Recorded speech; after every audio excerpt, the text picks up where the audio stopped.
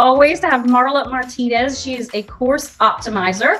Her company is called Refocused Income. And we can tell you firsthand, having worked with Marla, about what a genius she is and just what an amazing perspective she brings, and, you know, conscientious of your audience when you're delivering something and how to keep them engaged. And so you're going to be as excited as we are to see her today. So welcome, Marla. Thank you. And I was thinking, which is our topic today, we did the poll in the group, and the choice that won was, 5 ways to optimize your online course, because I really find that these are the ones that I feel like have the most impact. I use an acronym, Refocus, hence my website here, right there. Love it.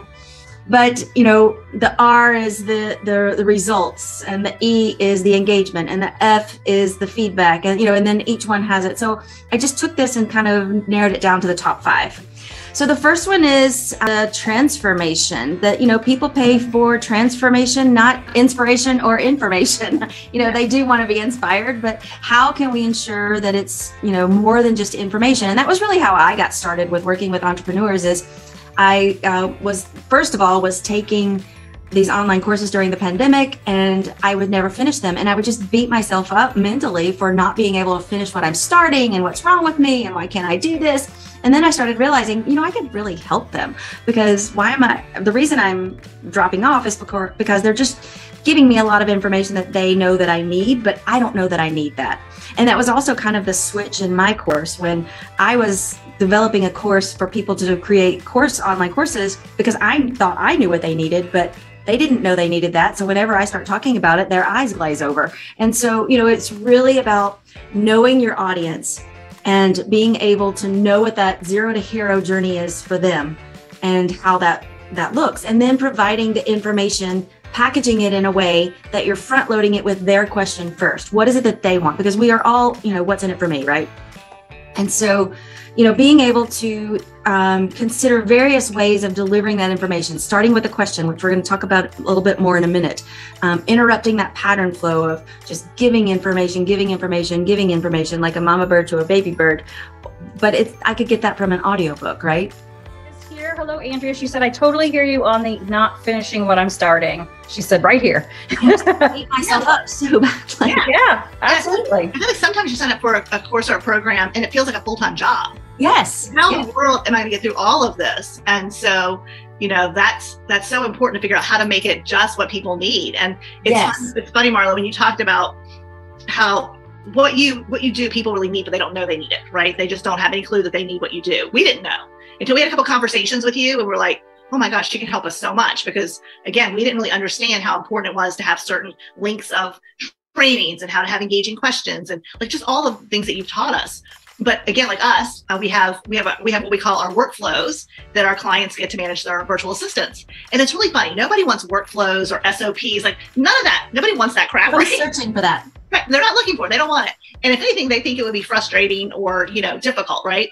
But what's so funny is inevitably people who finish, working with us and they've hired their virtual assistant and they're training and managing the virtual assistant through our workflows, they're always like, I didn't even know I was getting this. And these are amazing. Like I didn't know this was part of your program. And the reason for that is in the past, I try to explain it and people just glaze over, or they look at me like, oh, this isn't for me because that's not what I need. Right. So it is so interesting that we have to focus on the transformation, which is, having a very qualified trained virtual assistant that can do all this marketing for you. And it only takes you about an hour a week to to do your part and to manage them because it's so well structured. Yeah.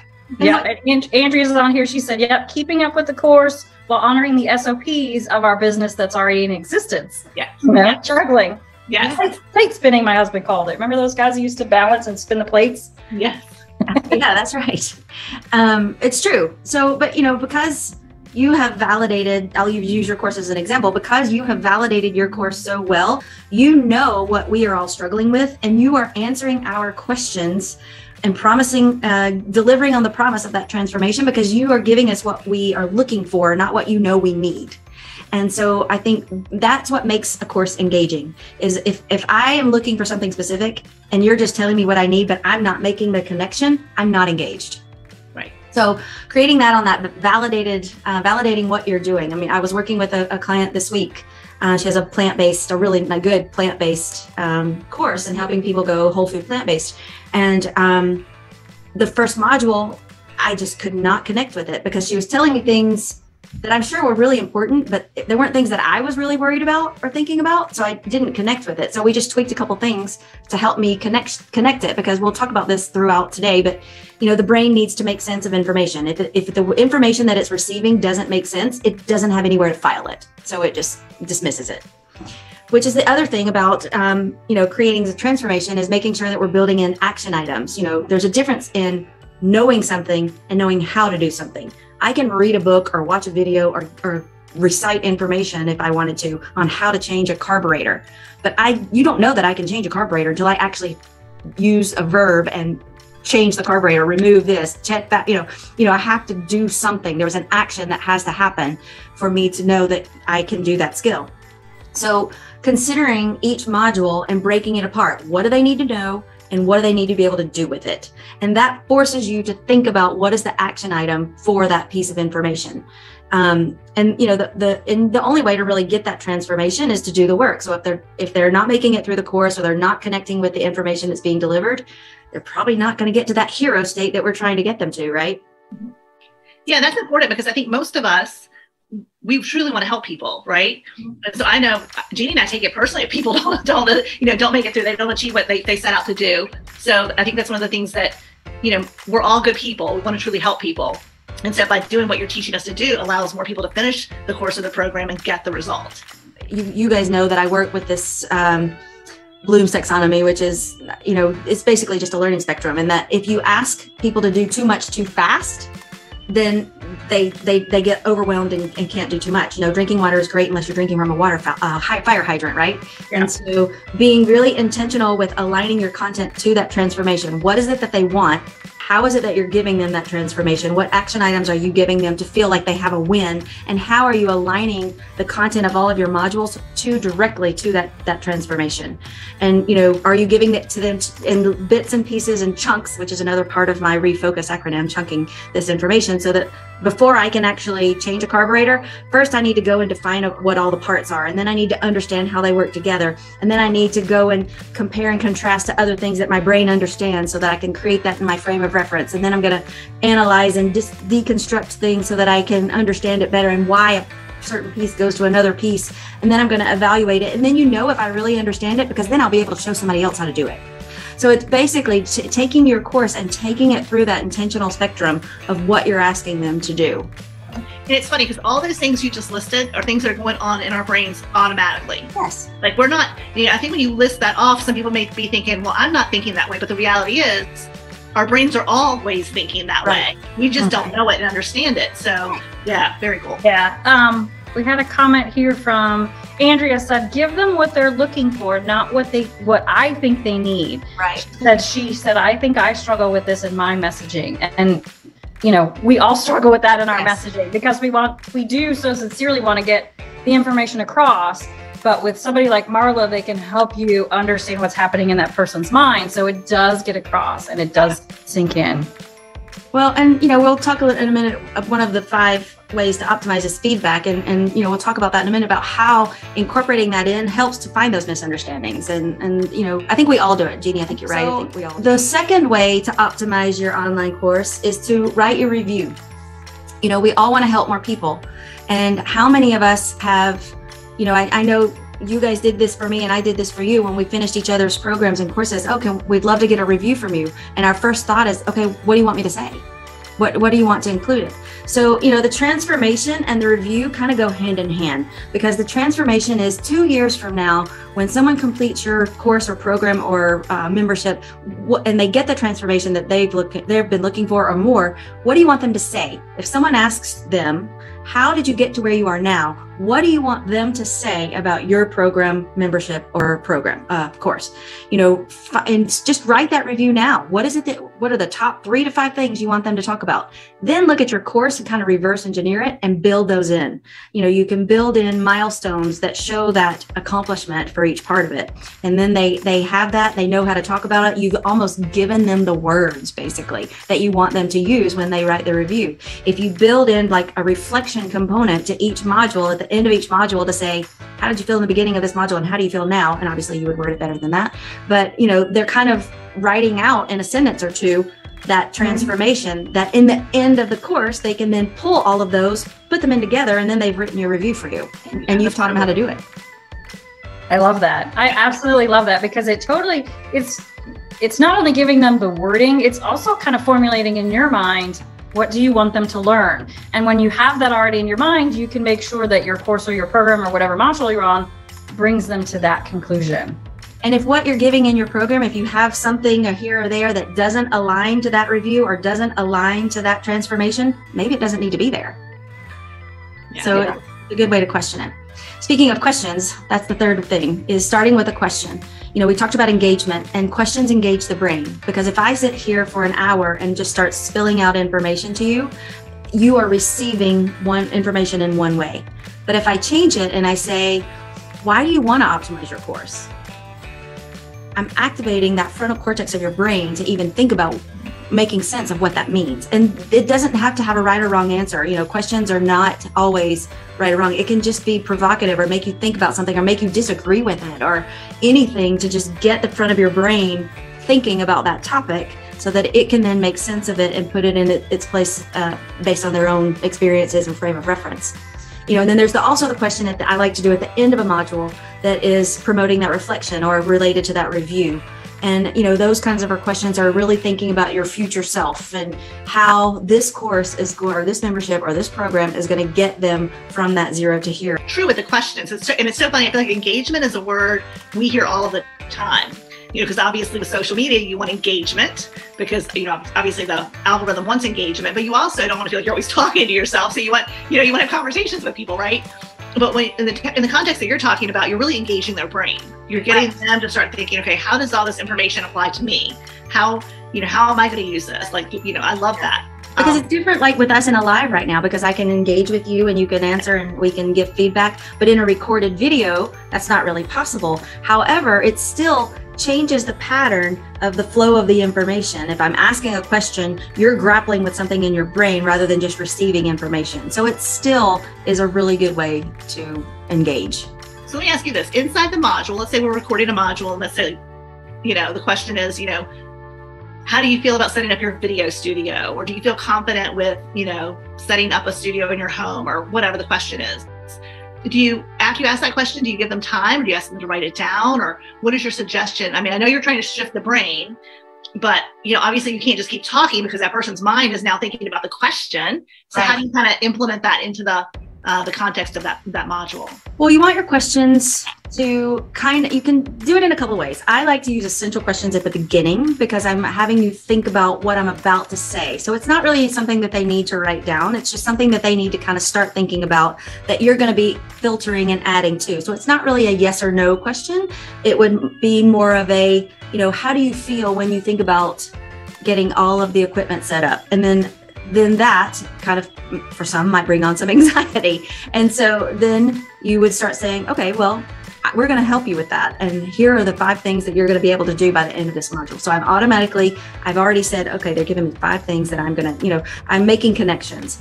Another way to do it, if you ask a question in the middle, I've seen a lot of people say, pause this video, write a list of 3 things that you think, whatever the question is.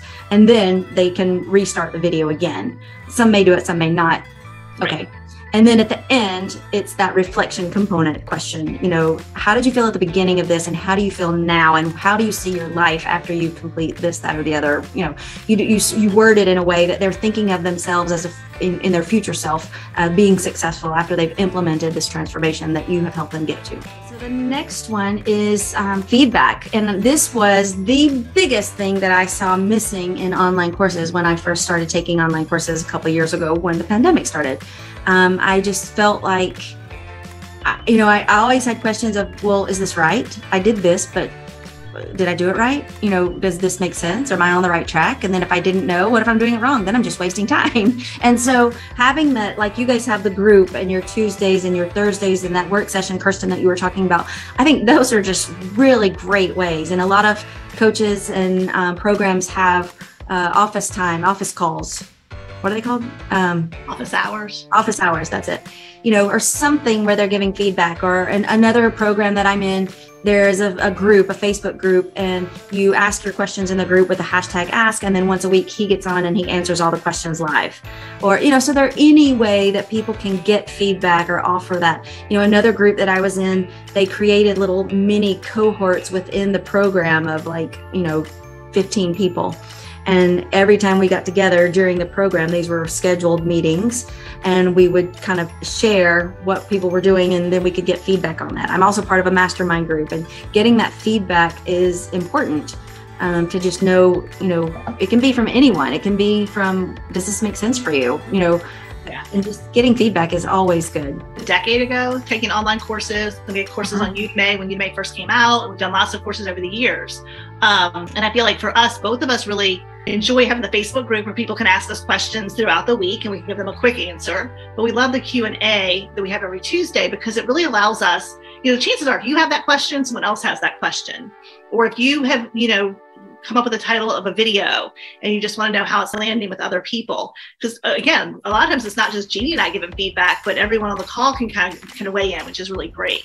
And I really prefer that over courses where there's no component of that. Yeah. Not that I'm saying there's definitely places for for courses where there's no interaction if it's something simple, but I feel like for some things, just having that conversation with other people, and running ideas by them, running things that you've done, how does this look, or being able to ask questions like, did I understand this correctly? I think that is huge as far as how we learn. Yes, and also hearing how other people relate it to their own frame of reference, because that's what learning is. It's frame of reference. It's the brain has to attach new information to some prior knowledge or prior understanding or prior experience. It has to connect it. If it's not, it's just kind of floating around and it kind of dissipates, so to speak.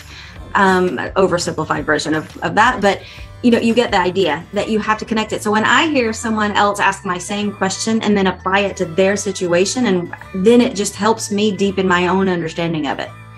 Because we have to. Go ahead. Yeah, no. I'm just going to say we have some clients who come to our Tuesday Q&As who don't ever have any questions, but they said, we always learn because we listen to what other people's questions are, and then we say, oh yeah, I hadn't thought of it that way, or oh yeah, that's actually something I want to know about. Yes. So yeah, it's great. So finally, the last one is spiraling your content, and Kirsten always laughs at me for this one, but it's true for the same reason that we're just saying that the brain needs to connect new knowledge to prior knowledge. So if you can find, 3 to 5 common threads, we've called them pillar content, we've called them, whatever you want to call them, but find 3 to 5 that kind of filter and thread through every module. Like, for example, these 5 that I've just spoken about, you've heard me talking about making connections on almost all of them. You've heard me talking about how the reflection part and the 0 to hero. You've heard me talk about those through all of these. So it's a common thread going through all of your modules. So, when I was in the first transformation, not information, I talked about questioning, and I said, in a few minutes, we're going to talk about questioning. So when you do that, you're planting a seed in the listener's brain. Okay, this is coming later, so I'm going to connect it then. And then when I talk about questionings, I reminded you, remember I talked about questionings in the beginning with the engagement, and that connects them. So just being intentional with connecting all of the information, it lets people, it lets your learners know why it's important and how it all works together. But 2, it keeps you from putting too much information into your course, which is one of the biggest things that I see, is people just they think they need to give everything in the kitchen sink, and we want to give more value, and more value. Well, sometimes less is more, if it has the feedback opportunities to be able to find, make sure people are getting what they need. Yeah, that's so funny because, Kirsten and I tend to want to give everything. We want to tell you everything. And, we all do. Yeah. And even we've learned, what, you don't need everything. We know it. You can bring questions to us. We can share it at the time. But, it used to be back in the day, we always talk about this with email marketing, that it's kind of like that, like you would just sign up because, I'm going to get an email from them, a newsletter. Now it's like, oh no, I don't want more stuff. Make it valuable or don't bring it to the table. So Right. Well, and we're also talking about back in the day, a lead magnet would be like, I've got this 3,842 page ebook for you. And you're like, oh, all this information, because that was like, back in the day, it wasn't even heard of to have this free ebook kind of thing. And now if it's like, I've got this 5-page ebook, 5 pages, dear God, Yeah. Well, We don't want to, like, we have too much information already. it's true. And you know what? If you give me something that my brain is not ready for, I can't think about that right now. I need to focus on what I need for me at the moment. And so if you're structuring your course, program, or membership so that people are getting what they need when they need it, kind of that just-in-time learning, you know, it really is more effective. And helps, because it's not enough to just, like we said, know the information and have the information. That's not what I need. I need to see a transformation. If I'm going to pay you money to help me get to, I'll give the course I was just talking about, the whole food plant-based, you know, that's what I want to be, whole food plant-based. That's what I want. But if she gives me all of that other information without the transformation, it's just information. And I don't have time for that. None of us are. I think, you know, what we've learned through the pandemic is how much of a consumer of information can we really be, you know, before we need to just take action and build. And I think people that are really successful, they protect their time and they protect their headspace, right? Yeah. You know, if you're getting a million emails and you're trying to study a million different things and follow all these different people's philosophies, you're generally not getting anything done. And you're overwhelmed. Yeah. It's funny because Jeannie and I have actually purchased courses in the past that were like, we really want to take this course, but we're okay if we don't get to it for 6 months, because we've got to get all of these things done first in our business, and then we'll be in a good headspace to like dig into that and have the mental capacity. Well, and I would be curious in the chat if, and I realize a lot of people may be watching in the replay, and in that case, you can, as Kristen said, just put #replay. But I'm curious to, you know, what percentage of courses, and I'll ask you two the same question, what percentage of courses have you bought and never started? And what percentage of courses have you bought and actually completed? So Jeannie and I are both somewhat quick starts, which are like the typical entrepreneur. So we're really good at starting things. And Jeannie's better at finishing than I am. I probably get to the 60-70% mark. She's probably get to the 80 or 90% mark. But I think we're also, one of the reasons for that is not necessarily a negative. One of the reasons for that is I think because we're extremely protective of our time. So I think because we've been taking online courses for so long that we're very quick to go in and look at the content and see if we actually need it. Because like you said, a lot of times the content isn't always part of a transformation. So I can look at a course and we can figure out, let's get through these 2 modules because that's what we need right now. And I don't think we need this part because we've already got this up and running. Let's go ahead and skip that and go here. So, but I would say we probably don't ever finish completely 110% any course. Not to say that we don't get a lot of value out of them and implement a lot of things. As far as courses that we have bought and never started, I think we've only got 1, and it is slated to get worked on in Year. And sometimes it's I bought this course, but I just really needed this one section. That's what, you know, I need right now. Right. Me too. I'm also much more conscious of buying courses that include video, because there are still some out there that don't, and that makes me crazy if I can't listen or watch, because, you know, sometimes I'm learning style. You know, when I first started, one of my big, you know, value adds on what I do is I help people finish your course. Well, no, I don't. Because what if, like Jeannie, you just said, I do the same thing. I buy courses for pieces I need. I can find success and transformation without getting to the end of a course. So maybe that is not the measurement. That was a big aha I had, because I used to think, why don't we complete courses? Well, maybe completing isn't the goal, but getting to a transformation is a goal. And how do you know you get to a transformation is, you know, one way is a referral, review, or testimonial. And how do you get those? It's, you know, you kind of do need them to be engaged in most of your course to be able to get that. So just making sure you're building in those reflection components. I feel like for us, like, I think one of the things we've been working on with you, Marla, for our 3.0 is just really streamlining it. Like if it's not 100% necessary, then it's not there. Or what we've done is we put it in a bonus. Yeah. You know, so one of the things that we used to do is we used to teach our clients how to hire a marketing virtual assistant, because that's what, you know, Jeannie owns a marketing agency. We started hiring overseas ages ago and teaching them how to do marketing for her clients. And we created structure and processes. So we kind of thought, well, here, we'll give everyone like our checklist and our job post and our job descriptions and all the things that we use to make sure we hire the right person, which was great. We got a lot of good feedback from it. But we also realized for a lot of people, it caused friction. Maybe they'd never hired before. It was a little overwhelming. They didn't know when they were going to be able to block out a couple of weeks because, you know, posting the job, reviewing the applicants, interviewing, it takes a little time. Yeah. So when we came to the realization that most of our clients learning how to hire was not important to them, having a marketing virtual assistant was.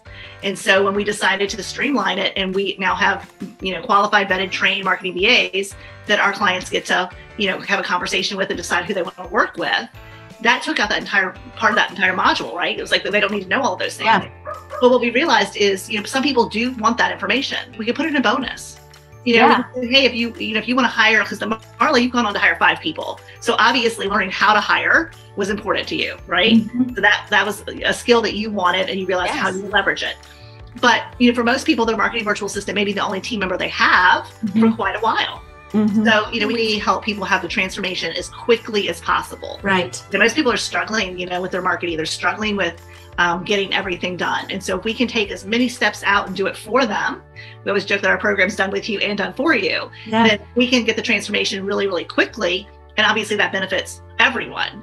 If you want to reach Marla, Marla will put her information in the comments. Yes. You can reach out directly to her. She's amazing. As you can tell from her presentation today, and from, we know firsthand, like I said, from working with her. Yeah, it's been awesome. Oh, I love working with you guys. The other thing is, if you're really interested in hiring a marketing virtual assistant and getting all of your video marketing, social media marketing, email marketing, all those things done for you, please feel free to jump on a call. We'd love to talk with you. We can put a link in comments as well. And Marla, thank you so much for being here. Thank you for having me. I love it. Yes, we so appreciate you.